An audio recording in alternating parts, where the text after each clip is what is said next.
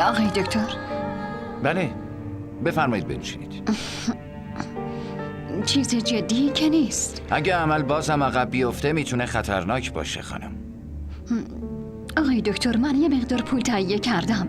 واقعا دارم همه سعیمو میکنم پولو تهیه کنم. شما عملو شروع کنیم، من پولو واریز میکنم. بیمارستان قوانینی داره که باید انجامش بدیم، نمیتونیم. تا شما پولو واریز نکنید امکان نداره عملو شروع کنیم. اگه خدایی نکرده مریض از دست بره چی؟ ببینید ما داریم کارمونو میکنیم، دارو دادیم، مراقبشون هم هستیم، اما بیشتر از این نمیتونیم کاری بکنیم. بهتون خطر و هشدار دادیم. هرچه زودتر پولو تهیه کنید ایشون راحت‌تر عمل میشن. دیگه بستگی به خودتون داره که چطوری بتونید انجام بدید. باشه، همه سعیمو میکنم. خدایا.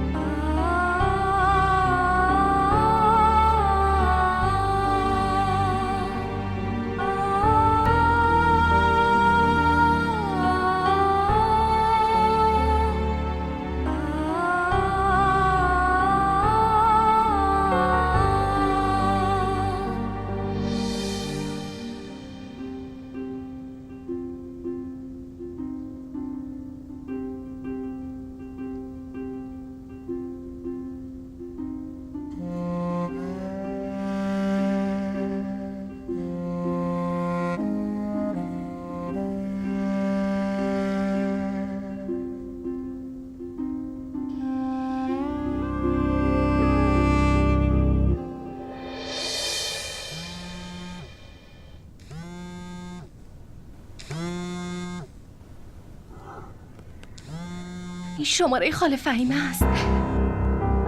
چرا داره به بابا زنگ میزنه؟ تو اینجا چی کار میکنی؟ موبایلم دست تو چی کار میکنه؟ بابا من فقط اومدم چای بیارم. تلفن اینجا. موبایلو بده. به مامانت بگو میرم سر کار، صبونه میخورم. باشه؟ بابا چای همونجا میخورم.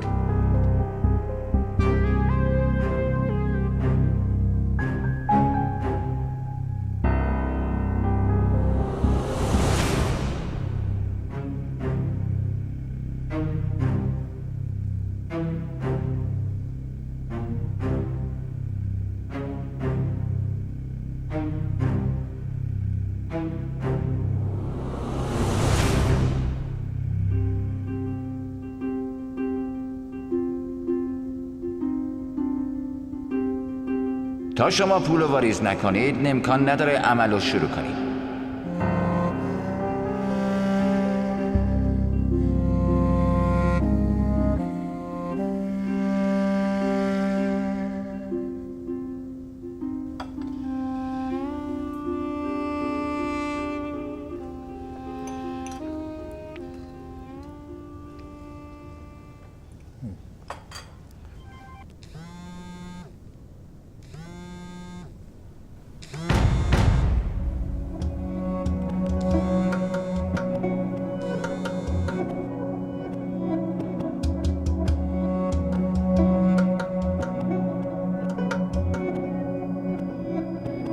الو؟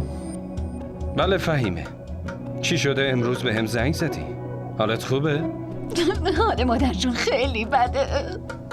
آوردمشون بیمارستان. اصلا خوب نیستم. پول ندارم برای بیمارستان واریز کنم.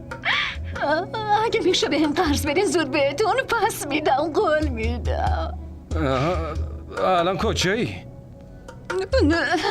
بیمارستانمون. باشه الان میام. ببینم چقدر پول میخوای؟ 35,000 روپیه.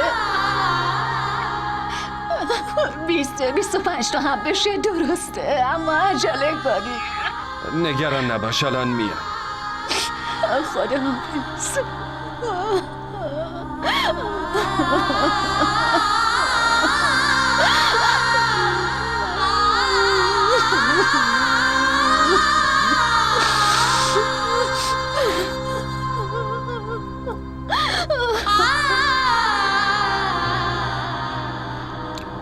کی بهت زنگ زد نجیب احمد؟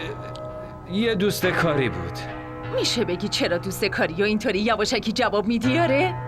تا جایی که یادم قبلا کاراتو ازم مخفی نمی‌کردی. نکنه یه کار جدید شروع کردی؟ هاجر الکی شک نکن لطفاً. کی گفته من بهت شک دارم نجیب احمد؟ اینو بدون که من کاملا بهت اعتماد دارم. خب ولش کن.